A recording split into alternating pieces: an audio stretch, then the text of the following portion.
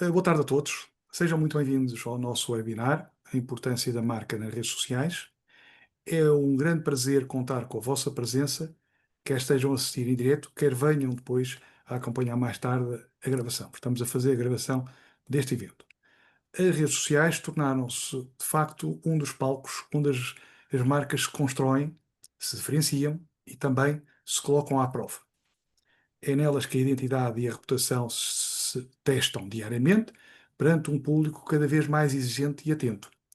Só no Facebook, uma das principais redes sociais, temos mais de 3 mil milhões, sim, mil milhões de utilizadores. E verificou-se que uma das últimas tendências atuais é cada vez mais estes utilizadores procurarem marcas que respondam aos seus gostos. É uma dessas tendências das pesquisas, é marcas, procuram marcas. Esta conversa será conduzida então pelos dois Mários, eu, o Mário Castro Marques e o Mário Neto, dois personagens que temos uma coisa pelo menos em comum, o facto de sermos apaixonados pelo universo das marcas e pela forma como elas estão a ser comunicadas nos contextos digitais. A ideia deste evento é ser uma troca de ideias descontraída, mas ao mesmo tempo informática e tanto quanto possível prática, onde analisamos algumas situações, estratégias eficazes, alguns erros e, portanto, são sempre bem-vindos aqueles que quiserem colocar as interrogações e as suas perguntas ao longo deste evento. Portanto, esperamos que seja um momento de partilha e de inspiração para todos, que saiam daqui, pelo menos, com algumas novas perspectivas sobre a vossa marca, como é que ela pode ganhar força, uma consistência e autenticidade nas redes sociais. Vamos então dar início a esta conversa. Mário, queres começar? Começar com uma pergunta? Podes, Nas redes claro. sociais, em que medida é que o marketing digital pode contribuir para que uma marca seja facilmente reconhecível e memorável? Isto é uma pergunta muito ampla. Sim. Bem, tu começaste por dizer que o dar uma dimensão, por exemplo, do Facebook e da dimensão em termos de utilizadores e utilizadores diários são imensos. Temos mais uma série de redes sociais que, não tendo essa dimensão, têm uma dimensão considerável também. Só o LinkedIn, que é uma das, é a rede profissional, rede social profissional, com um cariz mais de conteúdos mais profissionais, chegou agora há pouco tempo a 1 bilhão também, ou 1.000 milhões, pronto. Sim, sim. Ah, ou seja, existe de facto dimensão. Acho que isso é inegável, que em termos de abrangência de dimensão das redes sociais é imensa, para além da dimensão em termos de utilizadores. A utilização também é muita, porque, por exemplo, hoje em dia, se calhar nós aqui, entre esta amostra de pessoas que aqui está, se eu perguntar quantas horas passam a ver televisão versus quantas horas passam nas redes sociais, se calhar as redes sociais já ganham à televisão em muitos casos. Então, não há absolutamente dúvida nenhuma que os olhos estão nas redes sociais.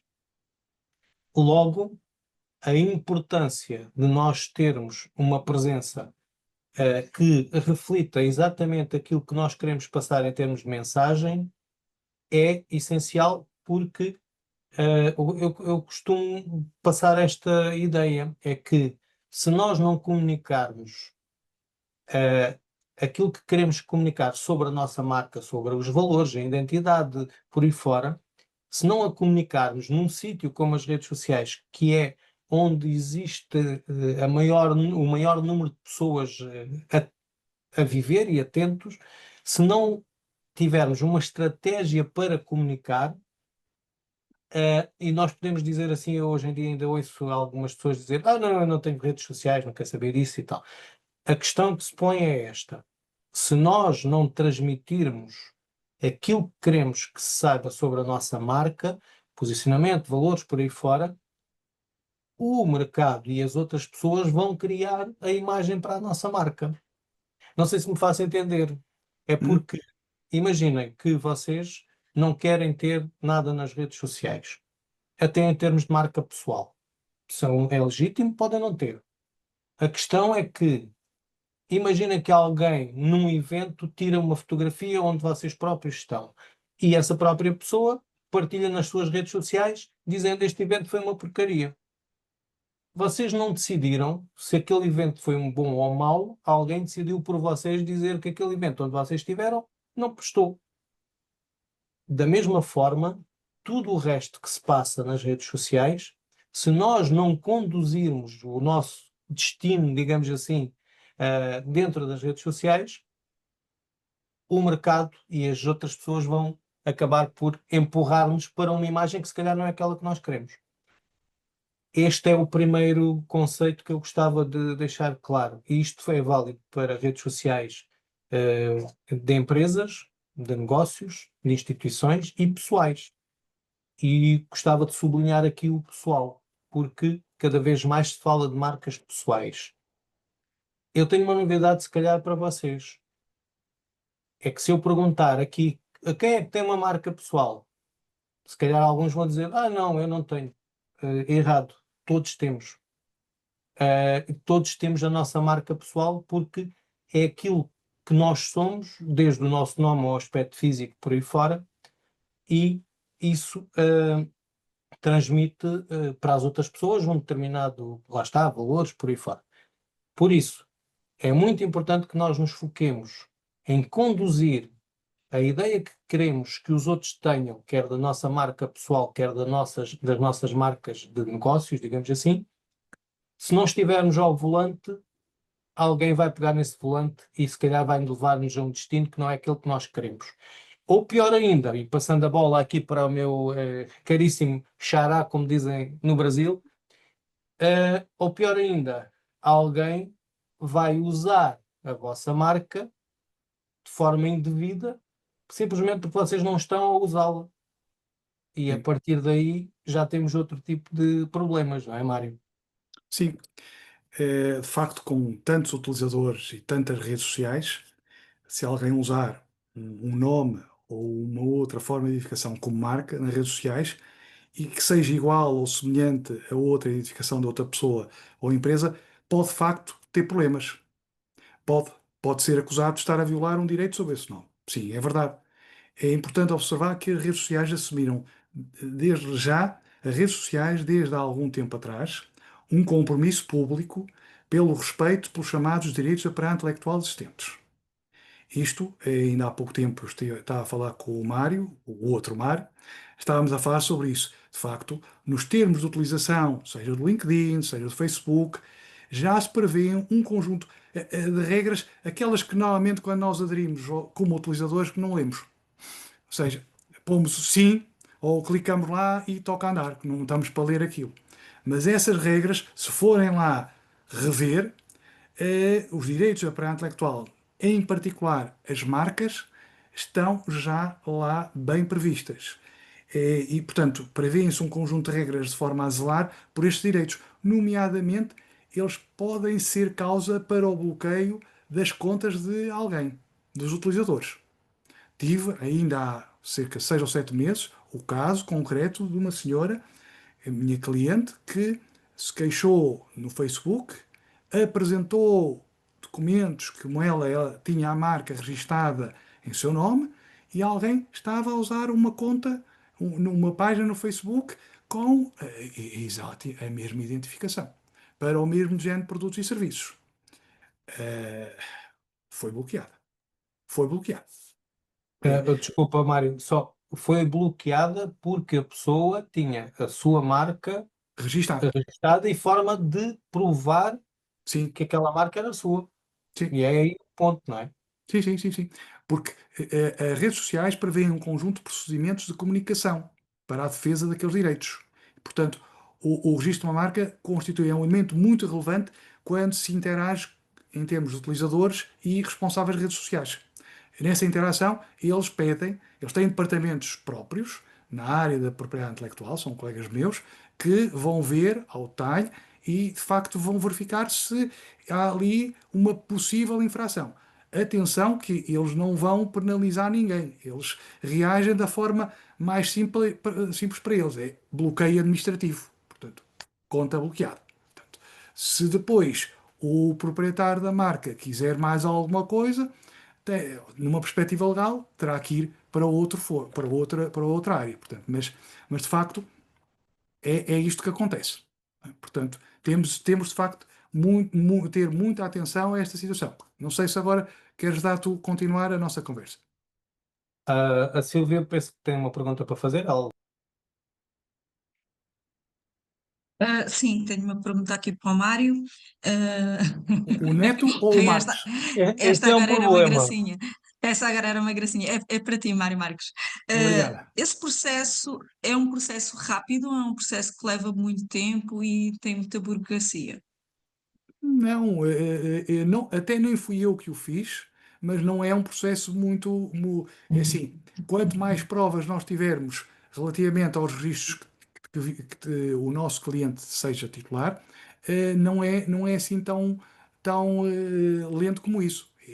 Porque todas as redes sociais desde há muitos anos que são acusadas de não respeitar os direitos. Os direitos de propriedade industrial, toda uma série de direitos. E, portanto, há de facto um grande foco sobre as redes sociais, seja Facebook, nomeadamente já os próprios responsáveis já foram ao Congresso dos Estados Unidos e tudo isso, e, portanto, eles sabem que estão nesse foco do público em geral e, portanto, têm contratados uma série de muitos juristas para zelar sobre isto, para não virem a ser acusados de estarem a violar os direitos da propriedade intelectual.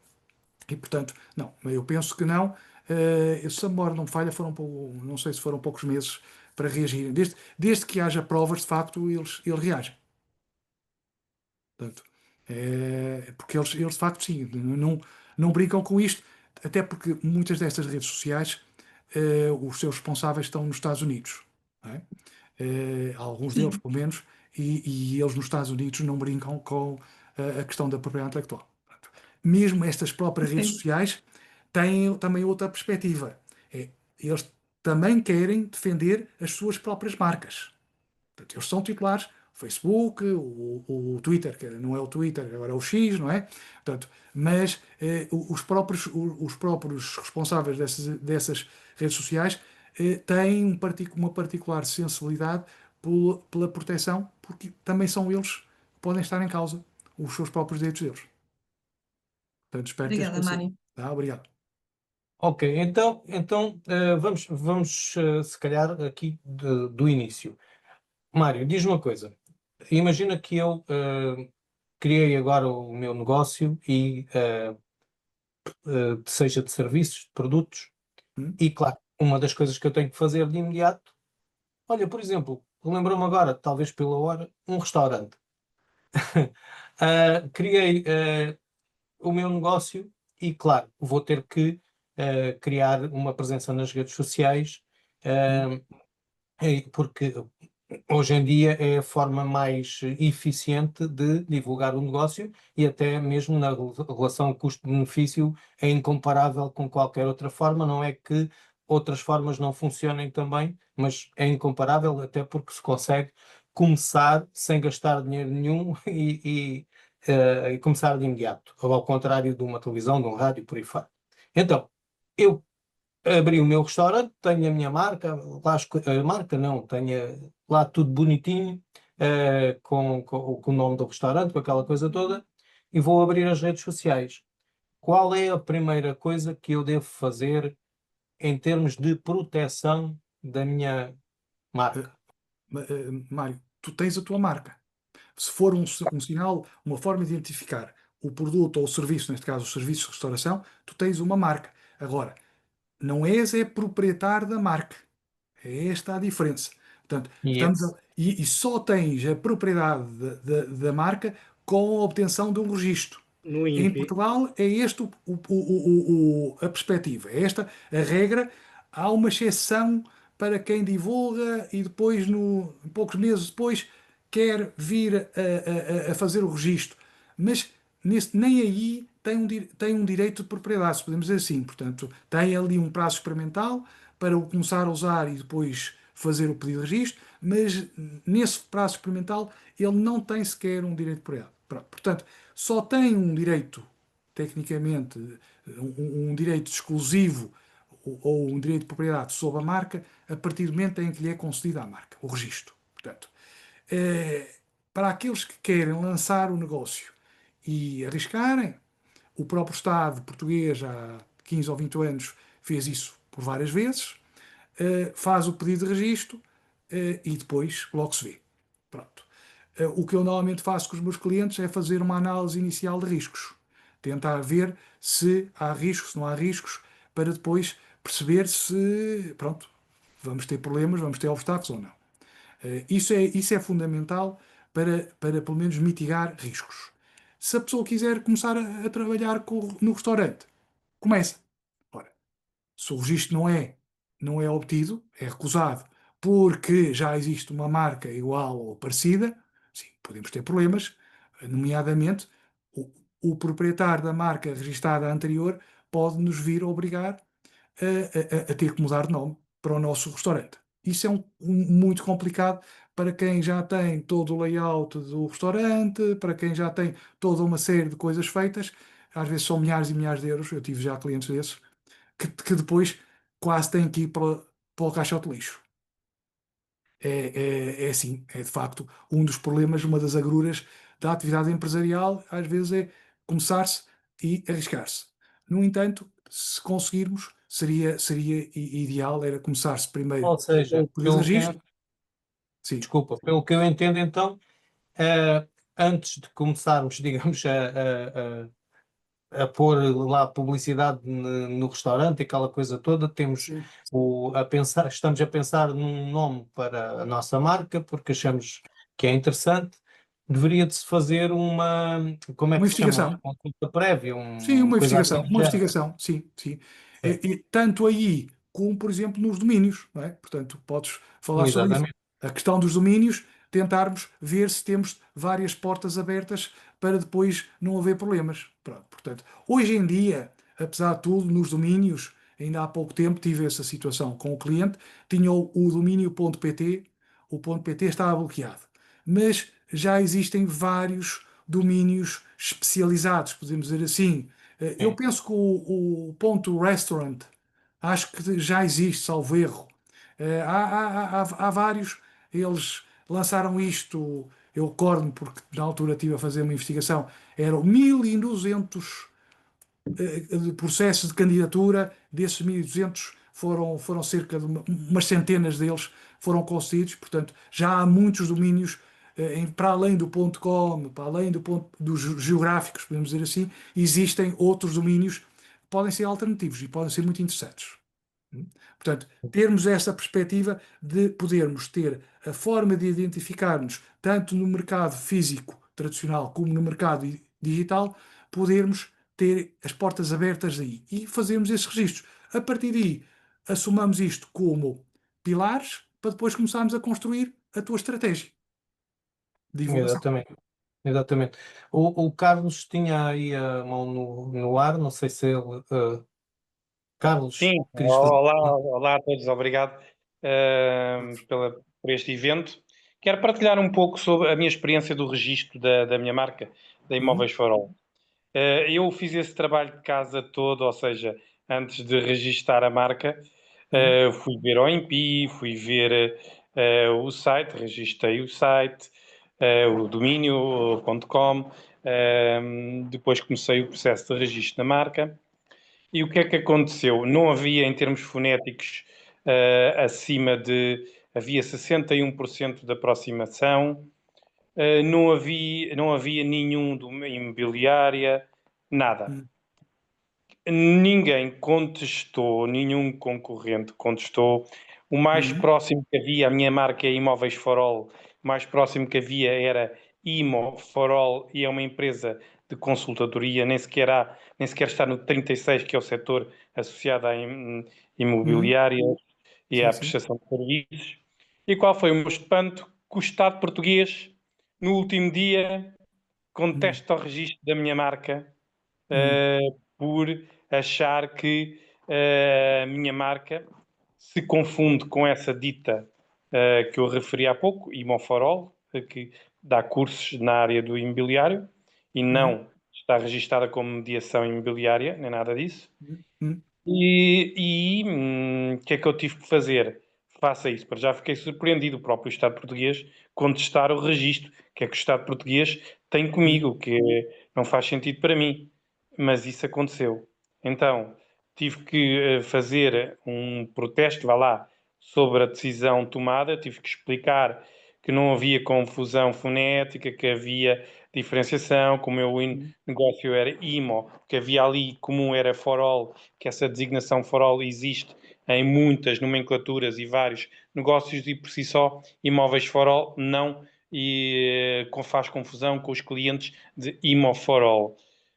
Eu expliquei isso tudo muito bem e o Estado português deu-me razão, efetivamente. Para além de que o Estado português, na contestação que fez ao registro da minha marca, tinha mencionado que fez a avaliação com o meu nome como imobiliária, imobiliária for all, está escrito, e a minha é imóveis for all. Ou seja, até a análise foi mal feita e eu tive que explicar, efetivamente, que até ao nível da fonética eles tinham se enganado e tinham avaliado imóveis, tinham feito imobiliária e não imóveis. Isto levou-me a isto, foi um processo de um mês, isto foi em final de, está quase a fazer um ano, sensivelmente, mas consegui dar a volta. É só para alertar que apesar de nós fazermos todo o trabalho de casa, pode acontecer estas, vá lá, surpresas que podem dar muitas dores de cabeça aos empresários. Pode. Carlos, muito obrigado pelo teu testemunho, mas pode acontecer. Pode acontecer porque, primeiro, olha, desde logo, as percentagens não valem nada.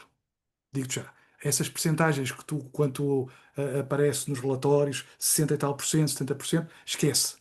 Esquece. Eu já falei há 20 anos com uma das pessoas que fez isso, fez o site do INPI e na altura, não, isto é meramente indicativo, mas não tem grande valor.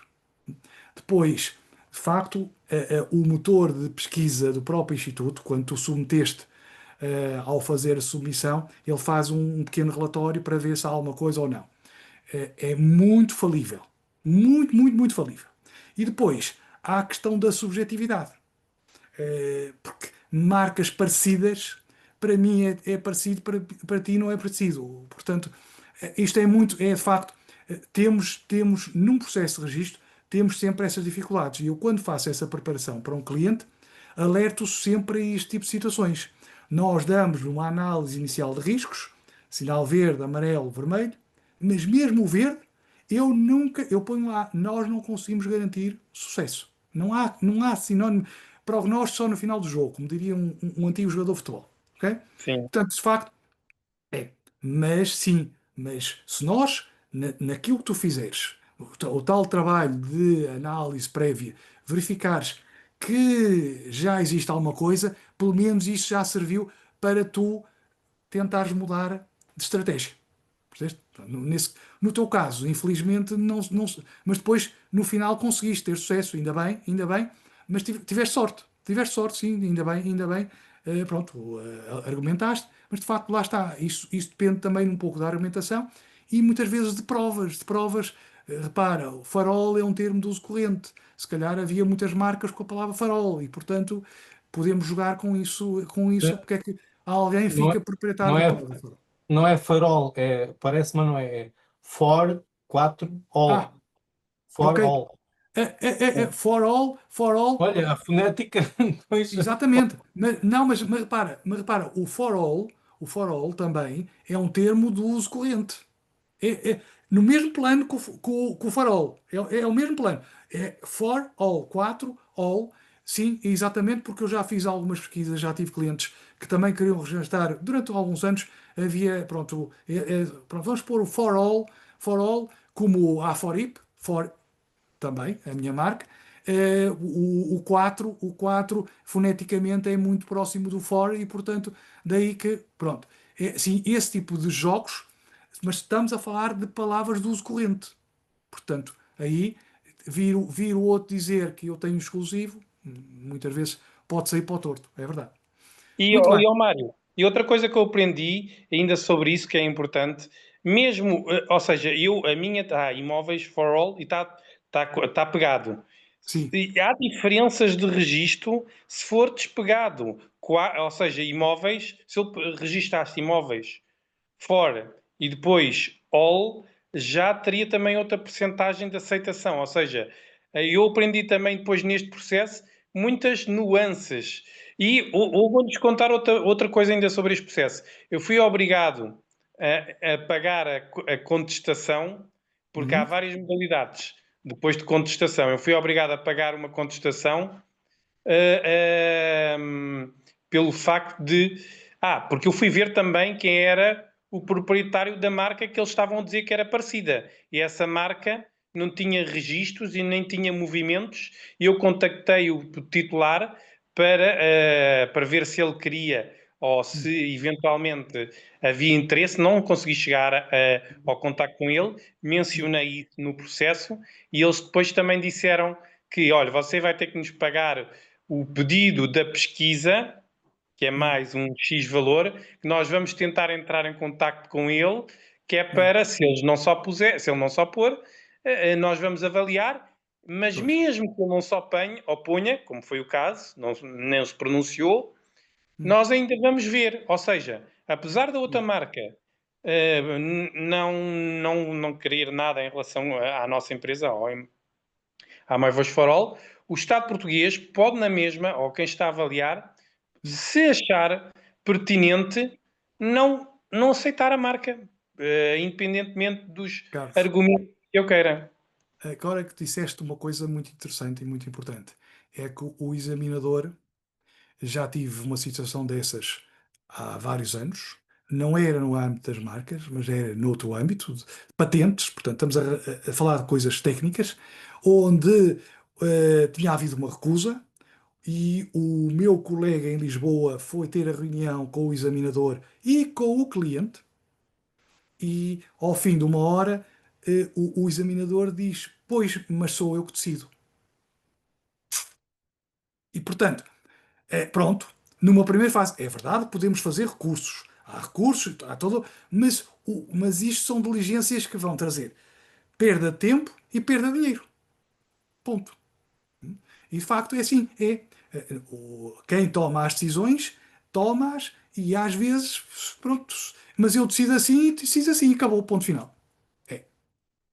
É, infelizmente, pode acontecer. Não há muitas situações dessas, mas pode acontecer, é verdade. Então, Mário, E vamos então? mas eu ainda tinha um último cartucho, se porventura eles Não te estamos a ouvir, Carlos. Ah, ah, agora foi um cartucho de pólvora seca. Até foi. arbitragem Ah, para eles aceitarem o registro da minha marca. Porque o INPI, mesmo decidindo, nós podemos ir à arbitragem com a Sim, outra entidade do Estado, sim. vai-se lá saber o que é que sai dali depois, não é? Ou seja, o árbitro é do Estado perante o próprio Estado, nem é de. Ou seja, Não, mas mesmo assim era uma pessoa indicada por mim, outra pelo Estado e outra por quem de direito. Ainda havia esse cartucho, mas não foi necessário chegar pois, até lá, pois. simplesmente correu tudo bem. Sim, pronto, ainda bem, ainda bem, ainda bem. É uma das situações onde o resultado foi o mais interessante para ti. Portanto, tiveste sorte. Pronto, mas acontece de facto esse tipo de situações. Bom, vamos ter que continuar porque senão daqui a bocadinho já estamos aqui há 20 minutos e vamos ter que em passar. cima da hora. Então, Mário, conta. Ora bem, então, Para ficar memorável, quais são as tuas dicas quando estás a aconselhar alguém a anunciar nas redes sociais? O que é que tu achas? há uma coisa que é essencial, que é a autenticidade. Isto fala-se ultimamente de uma forma um bocadinho leviana, talvez, mas eh, é mesmo importante. Vivemos numa era em que tudo aquilo que é o aspecto das coisas, estamos a falar em termos, em contexto de redes sociais, pode ser o mais perfeito que se possa. que se possa imaginar. A introdução da inteligência artificial veio elevar o nível. Neste momento, as coisas são muito perfeitas. E as pessoas cada vez mais procuram o contrário, que é a autenticidade.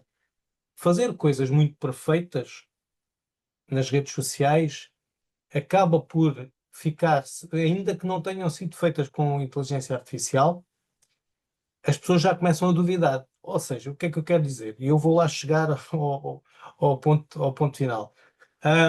O que eu quero dizer é que imaginem que eu tirava uma fotografia, tinha uma fotografia minha e que estava realmente com um aspecto fantástico e estava muito bem.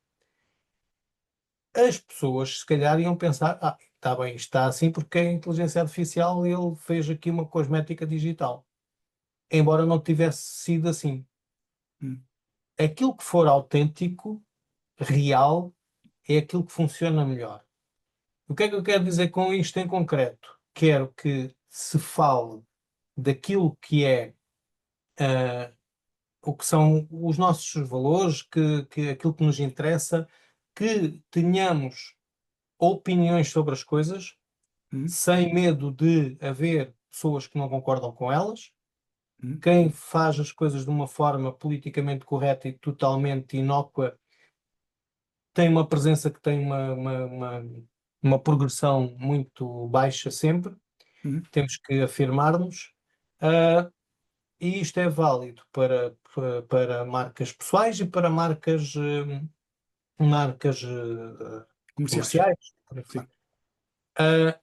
Outra coisa que eu acho que é importantíssimo é, e eu tenho notado, vem a melhorar um bocadinho ao longo do tempo, mas ainda não estamos nem próximo do que devia de ser, é as pessoas que estão por trás das marcas Hum. têm vergonha ou simplesmente não querem aparecer. E o que acontece é que as redes são sociais, as pessoas estão lá em primazia para ver outras pessoas, para saber como é que as pessoas funcionam, de onde é que foram, por aí fora. Não temos necessariamente que ser influencers nem nada disso. No entanto, naquele sentido mais de lifestyle e por aí fora. Agora, aparecer as pessoas por trás das marcas transmite autenticidade. O que acontece é que se nós fizermos esse mix daquilo que é a mensagem que queremos passar sobre a nossa marca e com o objetivo em determinadas situações de vender produtos ou serviços, se fizermos esse mix com o que são o por trás, o behind the scenes, o que é que nós fazemos, como é que fazemos, por aí fora, com o que é que nos identificamos, se fizermos um conjunto de aparições nas redes sociais que envolva esta transmissão da autenticidade, é o caminho correto cada vez mais, porque é isso que nós procuramos. Eu vou dar um Uhum. exemplo, mais uma vez, que se calhar facilita as coisas. Um restaurante que mostra só pratos perfeitos não tem tanta interação, nem as pessoas acreditam assim tanto como aquele restaurante que, além de mostrar os pratos, mostra também na cozinha como é que fazem as coisas. É muito importante que se perceba que não há nada a esconder, que temos ali, pronto, esta é a nossa cozinha e nós fazemos aqui este prato, por exemplo. Uhum. Eu não sei porque eu está-me a dar para os restaurantes, mas se quiserem outro exemplo de outra coisa qualquer, eu posso dar um exemplo de qualquer outra situação, que é transmitirmos aquilo que é real, porque é isso que as pessoas, é isso que vai atrair e vai criar conexão com as pessoas. Se por outro lado o objetivo for só ter muitas visualizações e muita gente a seguir-nos, e eu ainda encontro muitos empresários que começamos a trabalhar aqui a par das redes sociais e o foco deles é epá, mas o não sei quantos têm não sei quantos seguidores lá no Instagram e eu ainda só tenho meia dúzia deles. O número de seguidores em especial neste momento que vivemos das redes sociais, vale zero. Deixem-me dizer-vos isto de forma clara, vale zero o número de seguidores, se não forem os seguidores certos. Ou seja, é importante ter seguidores, esses seguidores vão recebendo regularmente alguma informação nossa, mas as redes sociais, desde o aparecimento do TikTok, alteraram a forma de trabalhar e hoje em dia as redes sociais trabalham por interesse. Já não é. Antigamente nós fazíamos uma publicação, quem tinha 20.000 seguidores fazia uma publicação e certamente tinha mais gostos nessa publicação do que alguém que tinha 50 seguidores. Isso não havia dúvida nenhuma. Hoje em dia eu posso abrir uma conta numa rede social e do zero, e nesse dia eu fazer uma publicação específica que vai mesmo ao encontro daquele target que eu quero, que é bem cuidada, e ela pode ter 1 milhão de visualizações, enquanto outra pessoa que lá anda há 10 anos não passa de 100 ou 200 visualizações, porque depende do interesse. E já agora, os algoritmos funcionam todos mais ou menos desta forma. Nós fazemos uma publicação, eles mostram aquilo a uma pequena porcentagem. Eu vou dizer uns números, não tem que ser exatamente este número, mas é só para perceberem a proporção. Eu faço uma publicação numa rede social minha. Vamos supor no Instagram. Faço a publicação. O algoritmo lê completamente a publicação, desde a imagem, som, texto, por aí fora. Ele sabe exatamente aquilo que lá está. E vai mostrar a pessoas que tendencialmente gostam daquele tipo de conteúdo. Vai mostrar a 10 pessoas. E se essas 10 pessoas, 9 reagirem a essa publicação, imaginem o que é que são reações. São gostos, comentários, partilhas, gravar, e há uma hierarquia. O que vale mais são as gravações, depois são as partilhas, depois são os comentários e depois são os gostos. 9 dessas 10 pessoas reagiram. Ele diz, epá, espera aí, isto é uma coisa que tem interesse para este tipo de pessoas que têm interesse neste conteúdo. Deixa-me cá mostrar a 100. E vai mostrar a 100, e dessas 100, 50% reagiram. Ele, ok, porreiro, isto tem interesse, vou mostrar a 1000. Isto passa-se num espaço ali de 2 horitas. Chega a um ponto em que a percentagem vai descendo e pronto, ele deixa de mostrar. Ou seja, na anatomia das publicações, devemos de preocupar-nos em ter conteúdo que seja de interesse para quem queremos atrair, de grande interesse para quem queremos atrair, e devemos sempre fazer algo que provoque interação. Ou seja, a publicação deve ter sempre uma pergunta, algo que provoque interação. Se nós estamos a expor uma situação qualquer nessa partilha, no final perguntarmos qual é a tua opinião? Também és de acordo com isto? Ou já sabias que os regulamentos não sei do que funcionam desta maneira? Pronto, ou seja, terminar sempre com alguma coisa que leve à interação. Isso é muito importante por esta razão. Se nós tivermos nas redes sociais uma atitude como se estivéssemos a colocar um catálogo online, vamos ter zero sucesso.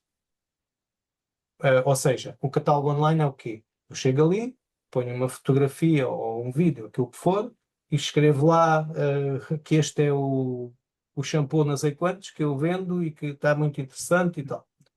Isso é um catálogo, nem pergunta à pessoa nada, nem, não é? E então aí não cria interação. Então, 9 em cada 10 publicações deve ser entrega de conteúdo ao nosso público-alvo, a quem queremos atrair. Depois, uma delas será a vender, sendo que essa a vender não tem que ser diretamente uma coisa do género compra agora que são só Black Friday, compra agora não tem que ser necessariamente dessa maneira, mas pronto, a proporção será mais ou menos essa. Olha, eu posso fazer uma pergunta. Claro, Esse género essa abordagem, tu fala no teu dia a dia só para pessoas que falem, por exemplo, no mercado, em empresas portuguesas, mercado português, ou é, quando estamos a falar de redes sociais, estamos a falar de outros públicos em geral? estamos a falar é igual em toda a parte do mundo. Uhum. Porque, olha, isto é muito interessante, ainda bem que tocaste nesse ponto, porque ainda hoje estava a falar com uma pessoa que, pronto, ele mandou-me aqui umas mensagens porque gostou muito de uma publicação que eu fiz no LinkedIn e estava a trocar ali umas ideias. Ah, e ele, epa, como é que eu poderia para aqui, para o meu negócio, que isto é uma coisa de seguros e tal, não é assim tão sexy como isso e tal, como é que eu podia fazer? As redes sociais são meios que nós temos de comunicar. Com quem comunicamos é a mesma com pessoas. E as pessoas, apesar de toda a evolução da tecnologia que existe hoje em dia, a essência das pessoas é a mesma. É a mesma, não é? Ou seja, tu interages com as pessoas e crias empatia, provocas sentimentos, não é? Uhum. E apesar de ter nuances culturais, obviamente, não é? Porque seja se for em Portugal, nós podemos fazer as coisas de uma determinada forma, no outro país, se calhar, tem ali umas nuances culturais que temos de ter cuidado da forma como falamos, de dizer, A própria língua, não é? ajustar, não é? Mas o que devemos pensar é estamos a falar para pessoas e puxar sempre, primeiro que tudo, para a emoção. Seja ela uma emoção aspiracional, no sentido de que as pessoas se imaginarem como é que como é que vai ser a vida delas se elas comprarem uma casa não sei aonde, ou como comprarem uma casa que tem a escola ali ao pé e para os filhos, por aí fora. Portanto, temos que tocar nas emoções e isso em cada sítio, de uma forma geral, é igual. Tem as nuances culturais só, mas Uhum. funciona da mesma maneira. Ok, ok. Portanto, é que eu relaciono isso com o facto de as redes sociais têm de facto essa abrangência enorme. Portanto, estamos a falar de 100 territórios propriamente ditos, e no caso das marcas, e nós podemos estar a falar de marcas, basicamente existem dois grandes tipos de marcas a nível mundial: marcas usadas e marcas registadas. Marcas usadas são aquelas que estão a ser usadas e que, em certos países, há uma proteção. Porque se nós olhando para a história principalmente, a história das marcas, estamos a falar desde o início pronto, essencialmente, quando começou a vir começou o comércio em grandes quantidades, quando começou a haver fluxos comerciais muito grandes a nível dos continentes, que as marcas começaram a ter uma particular relevância para as empresas. E aí o uso de uma marca era de facto um uso protegido. Os estados onde eles estavam protegiam o uso dessas marcas pelos artesãos e pelos comerciantes. Portanto, a questão o uso foi a primeira forma de proteção de uma marca. Mas, posteriormente, considerou-se que o uso, como é que vamos provar esse uso? Era bastante pouco seguro, e então foram-se criando sistemas de registais. E em 1800 e pouco, começou-se a criar esse sistema de registros que veio estabelecer um registro. Há, de facto, registros internacionais, mas não há registros mundiais. Esse é que é um dos grandes problemas face à realidade digital da internet e das redes sociais. Nós não temos registros mundiais. Temos registros internacionais. São uma coisa muito diferente. Porque no registro internacional nós temos um processo internacional onde vamos chegar a uma determinada fase e temos que indicar os países. E depois, a partir daí, vamos ter decisões, país a país, onde indicarmos, onde tivermos pago taxas, e podemos ter decisões positivas ou negativas. Portanto, e aí vamos ter um leque variado de registros, recusas e outro tipo de decisões. Portanto, acaba por ser país a país, território a território, com exceção da União Europeia, que temos o registro europeu, o registro regional. Não é? Somos confrontados hoje em dia com as redes sociais em qualquer lado. Em qualquer lado. Acontece que isto foi a nível internacional. Houve duas organizações internacionais que chegaram a um entendimento de proferirem uma recomendação para os Estados. Isto não tem caráter vinculativo. É uma recomendação de 2001. Vejam lá, há quantos anos? E onde eles referem que o uso de uma marca, seja ela registada, seja ela não registada, não basta que haja um mero acesso potencial na internet. Ou seja, o que é que eu quero dizer com isto? Quer dizer que a marca pode estar acessível em qualquer lado do mundo. Isto é relevante? Não é. Não é. O que é relevante é percebermos onde é que esta marca, através das redes sociais, está a ser orientada para que. Por isso é que eu falei há bocado, a questão da língua, a questão das condições de venda do produto ou do serviço, são extremamente importantes para percebermos para onde é que nos estamos a dirigir. Onde é que é o efeito comercial? O efeito comercial é fundamental para se perceber onde é que a marca está a ser usada efetivamente. Portanto, e aí temos que perceber, ou temos, se eu estou a fazer uma comunicação, como o Mário falou muito bem, uma comunicação nas redes sociais virada para países da língua portuguesa, podíamos estar a falar Portugal, Brasil e outros países lusófonos. Mas provavelmente não estaremos a falar de países de língua inglesa. Pronto. E isso, na questão em termos legais, é determinante, porque essa tal recomendação diz-nos o efeito comercial é fundamental para depois podermos perceber onde é que, qual é o país ou os estados que estão envolvidos. E se eu tenho o registro nesses países, ótimo. Se eu não tenho o registro nesses países, estou à mercê de ser prejudicado, fortemente prejudicado, sim, ou ser acusado de estar a infringir alguém que tenha lá o registro. Portanto, são esse tipo de situações que são cada vez mais correntes, é verdade, e percebermos que o registro de uma marca nas redes sociais pode servir se podemos dizer assim, de salvaguarda, de escudo para determinado tipo de ataques por parte da minha concorrência. O Augusto tinha aí uma pergunta para fazer. Força, Força. Augusto. Na verdade são três. Uma para ti e duas ali para o Marcos. Pronto. O Mário Ok. Marques. Começa até pelo Mário Marques. Há pouco falou-se aqui da questão da inteligência artificial. Eu sei que ainda há pouca regulamentação, mas por um exemplo concreto.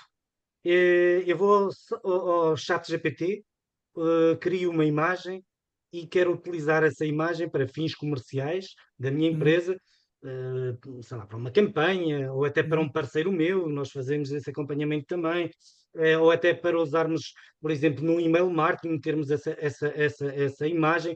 No fundo, essa pergunta é se existe já alguma coisa, se essa imagem que nós criamos não é de toda nossa, ou se podemos utilizar. Portanto, esta é a primeira pergunta. As outras duas para o Mário Neto é, primeiro, a questão dos seguidores. Eu penso que ainda há a ideia generalizada, no fundo, de que quantos mais seguidores, mais importância a empresa tem, digo eu, não sei. Já falaste aí na questão do número de seguidores valer zero, se não forem seguidores certos. Muito bem, concordo plenamente. Mas eu já tive uma vez uma reunião com um empresário que a primeira coisa que ele quis ver, logo no início da conversa, foi: deixa-me lá ver quantos seguidores vocês têm aqui. Portanto, foi essa a primeira abordagem. Portanto, aqui é se é ou não importante aos olhos das empresas em geral e dos clientes também, de facto, o número de seguidores ser elevado.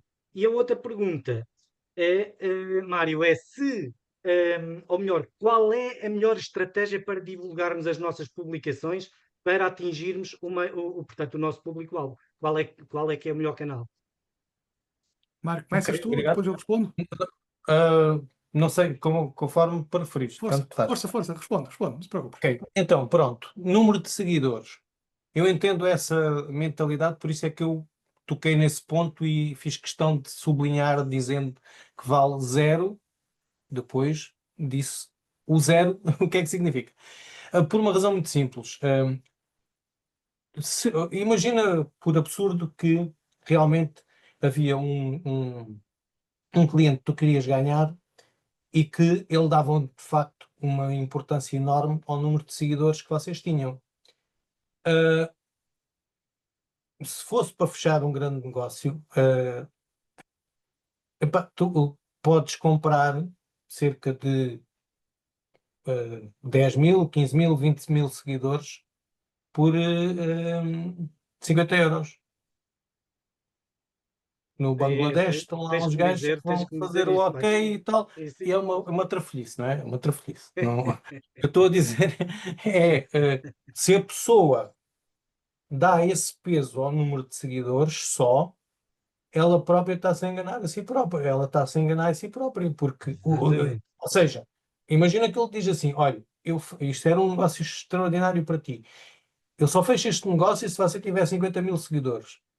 Ele está a dizer uma coisa que o vai prejudicar de certeza, porque tu, se quiseres, tens 50 mil seguidores. Não valem nada, até te prejudicam.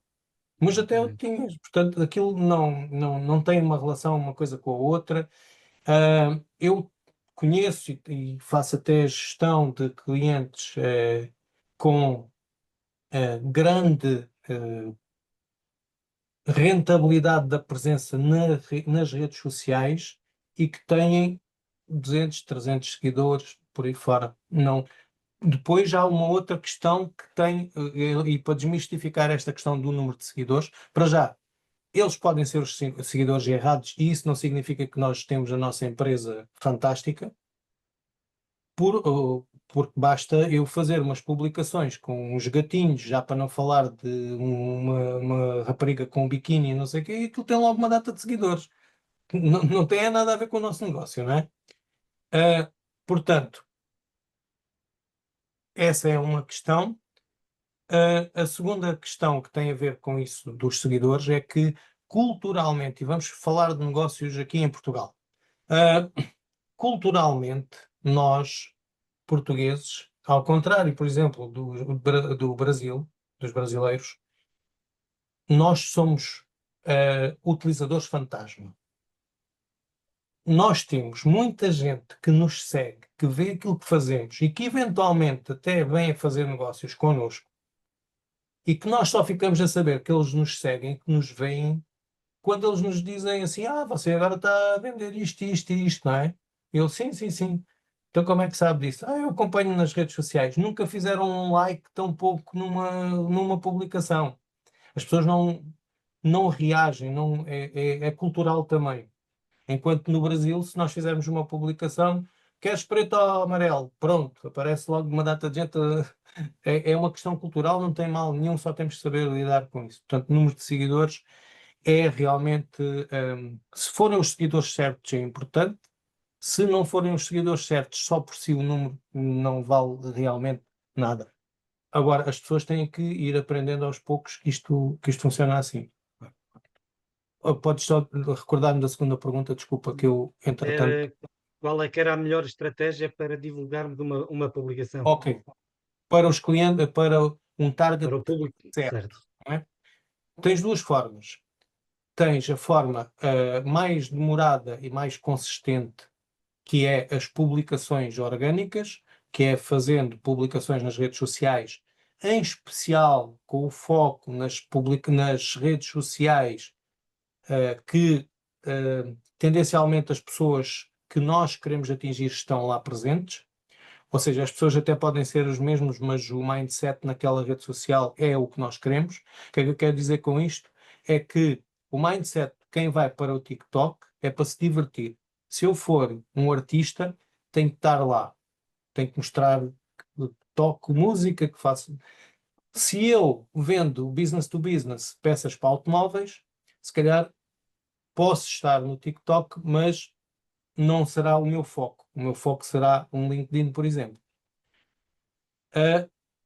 Então, primeira questão, estar presente de forma muito consistente e coerente nas redes sociais, em especial naquelas que nos interessam, de forma orgânica, ou seja, colocando as publicações sem pagar nada. A segunda forma, mais direta e mais rápida, é fazendo anúncios pagos. Tráfego pago, que é conhecido por...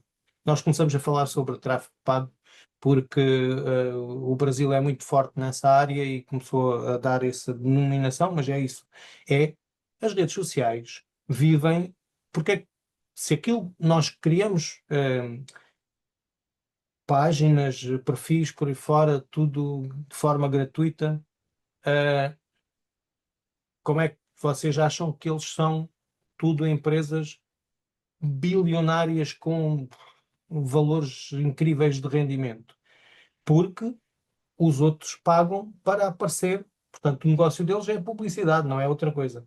E não há mal nenhum, e temos que ver o seguinte: é bem feita, é a publicidade mais barata que existe, é incomparavelmente mais barata que televisão, rádio, revistas, por aí fora. Não estou a dizer que não se deve fazer nesses sítios, se fizer sentido. Agora, por exemplo, não sei se está aqui alguém ligado à imprensa, mas se eu quiser aparecer com a minha empresa, uma publicidade da minha empresa, meia página no Expresso, quanto é que custa? 2, 3 mil euros? Não sei. Quanto é que, mas se calhar não é muito longe disso.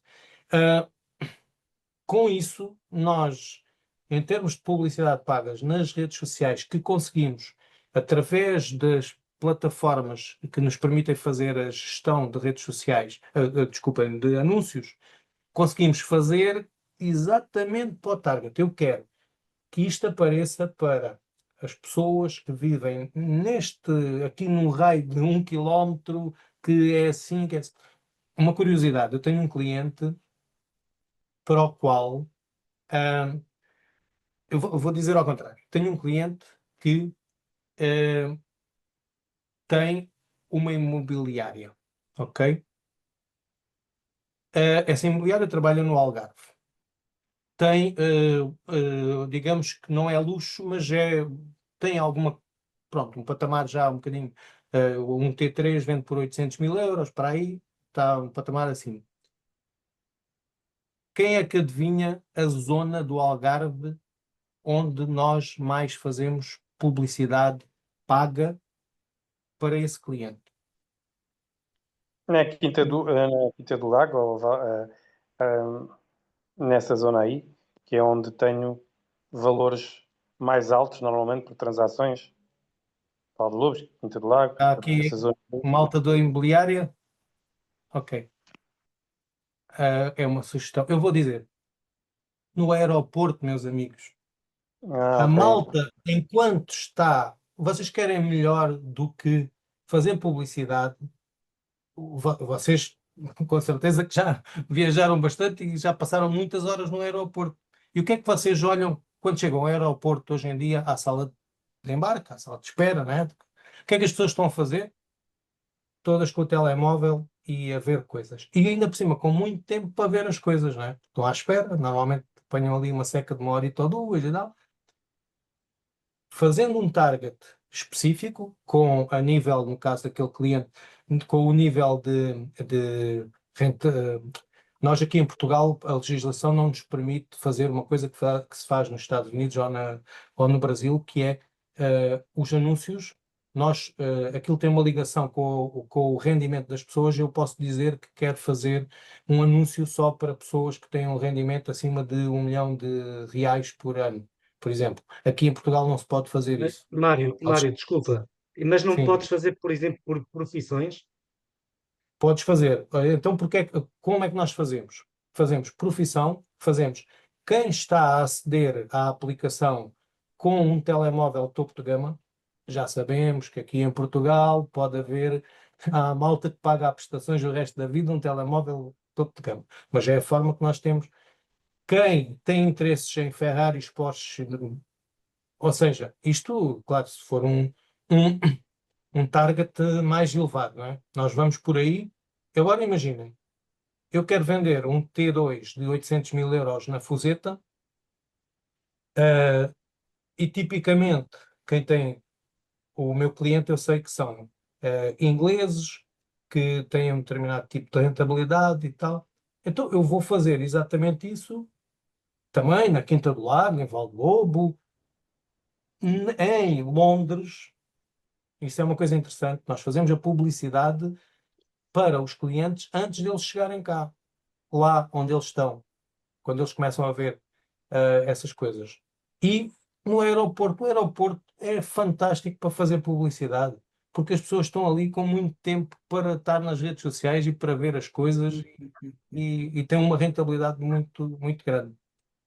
Ou seja, por um lado, investe tempo na parte orgânica, claro que sim, mas por outro lado, direto ao ponto, é anúncios pagos. Muito bem. Então, e tinham-me perguntado, podes-me recordar a tua pergunta, se faz favor? Posso.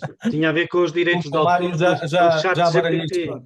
Do chat Atenção, GPT. E se eu criar lá uma imagem, atenção. posso usar aquela imagem Nós comercialmente? não estamos a falar de marcas, estamos a falar de outro tipo de realidades. Mas sim, Exatamente. sim, eu fiz essa análise há algum tempo atrás. De facto, a inteligência artificial, ou os vários tipos de inteligência artificial que temos hoje em dia, são servidores. Servidores de grandes dados. Aos poucos, têm surgido cada vez mais decisões dos tribunais e alguns, principalmente nos Estados Unidos, já começaram a alertar para a questão de esses servidores, através do tratamento de dados, a inteligência artificial, poder estar a infringir direitos de autor de pessoas, de criadores. Portanto, podemos ter essa situação, sim, porque infelizmente a inteligência artificial, pelo menos a atual, pouco cria de novo, completamente novo. Não é disruptiva nesse sentido. Ela é modificativa, ou seja, o tal servidor vai sorver, vai buscar dados e depois, com algoritmos e toda uma série de técnicas, vai compor e vai criar determinado tipo de resultados, outputs. E sim, esses outputs podem ser violadores e infringir direitos de autor. Portanto, nós podemos ter situações, e há processos nos tribunais, principalmente nos Estados Unidos, e onde foi no início deste ano, se a memória não me falha, um dos juízes já veio abrir a porta para a hipótese de, sim, não estamos perante chamados usos lícitos, ou seja, usos permitidos de obras de outros, porque existem, ou seja, o exclusivo nunca é 100%, mas alguém pode usar a minha obra para certo tipo de coisas. Por exemplo, quando se faz citações, as citações são usos, pedaços de obras, de textos de outros, mas, mas tem regras. Portanto, nós fazemos citações e devemos pôr quem é o autor, pronto, que é uma citação. Portanto, esses são usos permitidos. Mas os tribunais já vieram dizer que não, em princípio não são permitidos determinado tipo de usos feitos pela inteligência artificial que recaiam sobre obras protegidas por direitos de autor. Portanto, temos que ver o que é que estamos aqui a falar. Eu não sei se está cá presente uma pessoa que foi convidada, que me disse que ia estar, mas que é uma professora catedrática nesta área, e, portanto, eu espero não estar a dizer muitos disparates. Foi minha professora já há muitos anos, mas sim, mesmo nos direitos de autor, há determinado tipo de elementos, aqueles elementos que não sejam originais, podem de facto ser utilizados por todos também. Portanto, Daí que, respondendo à tua pergunta, sim, pode haver riscos de estarmos a infringir direitos de autor de outros. Sim. Ok? Ok, obrigado aos dois. Pronto. Há aqui uma Obrigado. questão aqui, só para fazer aqui um update em relação a esta coisa. Eu ouvi agora há poucos dias e o foco da justiça para já, porque isto da inteligência artificial é novo para todos e mesmo é muito difícil de criar regras sobre uma coisa que vocês veem que é exponencial o crescimento e a diversidade. É muito rápido e criar regras sobre isso não é difícil, não é fácil. Ouvi vários casos em que o foco da justiça está não no utilizador, mas na plataforma. Uhum. Ah, ou seja, se tu produzes algo que vai infringir determinados tipos pronto, no caso de propriedade de marca, por aí fora, nesta fase, quem vai ser chamado à atenção, quem vai ser, fizeste isso no chat GPT, então a É o OpenAI vai GPT. responder sobre isso, Uhum. porque permite que tu faças isso. Da mesma forma que eles têm uns triggers que não te deixam fazer perguntas sobre determinados temas, eles têm que Sim. proteger noutras coisas. Ou seja, se tu fores lá, como é que se faz um coquetel Molotov para explodir um prédio? Ele não te vai deixar, não é? Ele sabe, mas não te vai deixar. Claro que já houve brincadeiras aí a dar a volta à coisa e ele acaba por dizer, não é? Porque aquilo, os algoritmos, em especial destas coisas mais simples, dos LLMs, dos chat GPTs e dessas coisas, são realmente, no fundo, aquilo são é só matemática de palavras, não é? Probabilidade e estatística, e vão jogando com as palavras e que vai dar. Portanto, eles não pensam, nem têm sentimentos, nem têm, nem acham nada sobre nada. Portanto, mas de qualquer das formas, o Estado, neste momento, pelo que eu sei e que eu ouço bastante, porque tenho muita atenção a isso, ouço bastante podcasts, muita coisa de fora até de Portugal. Quem tem estado sempre a ser chamado à pedra são as Sim. plataformas que permitem fazer as coisas. Sim. Mário, até te posso acrescentar que o próprio regulamento de inteligência artificial europeu tem, de facto, o foco essencial nas grandes plataformas. Portanto, eles fazem ali uma classificação em matéria de riscos e depois as grandes plataformas, sim, de facto, eles chamam à liça, se podemos dizer assim, as grandes plataformas e por isso é que um dos princípios básicos que está subjacente nesse regulamento é o princípio da transparência e da auditabilidade. Ou seja, o que é que isto quer dizer? Quer dizer que depois, mais tarde, essas plataformas podem ser obrigadas a mostrar como é que aqueles resultados, como é que foram atingidos, os processos serem transparentes. Pronto, são coisas bastante complexas, porque acho que nem eles próprios sabem bem como é que conseguirão chegar lá.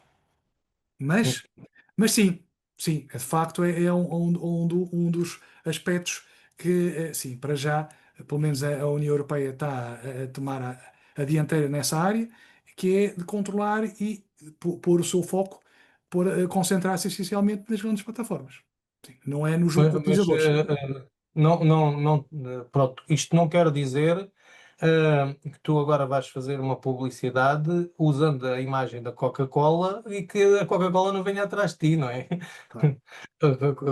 Portanto, as marcas podem se proteger, obviamente. Agora, o risco no sentido mais geral da produção de conteúdos do que é permitido, eles estão a cair em cima das plataformas porque, além de ser mais fácil, não é? Controlam a origem, convenhamos que se calhar conseguem uns valores um bocadinho mais interessantes de multas do que se forem individualmente para qualquer Sim, outra pessoa, não é? Mas pronto, mas este é o estado de momento. E atenção, isto que estamos aqui hoje a falar pode mudar de para a semana. Portanto, eh, há muita coisa nesta área da inteligência artificial que é uma progressão exponencial, como eu digo, em vários sentidos, para cima e para os lados. Portanto, tudo aquilo que. Agora, minha particular convicção é que tudo se vai encaixar e que realmente estamos numa era, somos uns privilegiados por viver nesta era, porque vamos saltar, dar aqui mais um salto enorme com a utilização destas ferramentas. Muito bem. Não sei se haverá mais alguém que queira pôr questões. Já estamos, o adiantado da hora já vai um bocadinho, mas pronto, eu agradeço a todos os participantes, aqueles que colocaram questões, mesmo aos que não colocaram questões, a vossa preciosa participação e paciência. Mário, não sei se tens alguma coisa a falar sobre o assunto. E Então, pronto. eu quero só agradecer imenso este tempinho que tiveram aqui, as perguntas. Se quiserem fazer ainda alguma pergunta, estamos disponíveis, só não queremos estar entre vocês e o jantar, porque isso é uma posição um bocadinho desconfortável para estar aqui. Exatamente. Portanto, vejam lá. Muito bem.